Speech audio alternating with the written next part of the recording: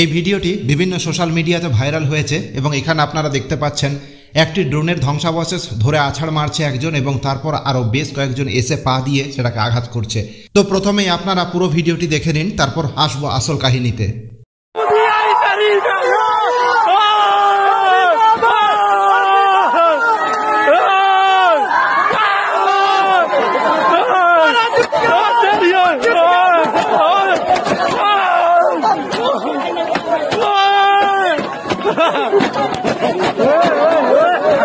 ভারত পাকিস্তান যুদ্ধের সময় ভারতকে লক্ষ্য করে শয়ে শয়ে ড্রোন হামলা চালিয়েছিল পাকিস্তান, কিন্তু তাদের এই কাজে তারা সফল হয়নি। ভারতের প্রতিরক্ষা ব্যবস্থা পাকিস্তানের এই সমস্ত তাদের চেষ্টাকে মাঝ আকাশেই গুঁড়িয়ে দিয়েছিল।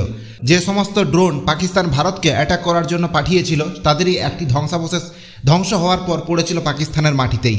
এই ভাঙা ড্রোনটিকে পাকিস্তানের মাটিতে পড়ে থাকতে দেখেছে সে দেশের বেশ কিছু নাগরিক এবং তারা ভেবেছে যে ভারত এই ড্রোনটিকে তাদের উদ্দেশ্যে অর্থাৎ পাকিস্তানে চালিয়েছিল এবং পাকিস্তানের প্রতিরক্ষা যে সমস্ত ব্যবস্থা আছে তারা সেই ড্রোনটিকে গুঁড়িয়ে দেয় এবং তারা তাদের সাফল্যে তারা নাচতে থাকে।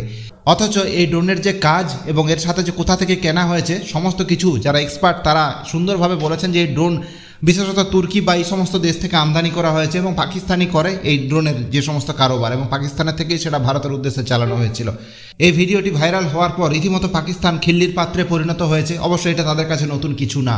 একদল মূর্খ, উন্মত্ত এবং জঙ্গি মানসিকতার মানুষজন তারা দেশ চালাচ্ছে, আর দেশের মানুষজনকে তারা এতটাই মূর্খ বানিয়ে রেখেছে যে তারা যেটাই বোঝাচ্ছে সেটাই মুখ বন্ধ করে চোখ বন্ধ করে তারা সেটাকে বিশ্বাস করে নিচ্ছে।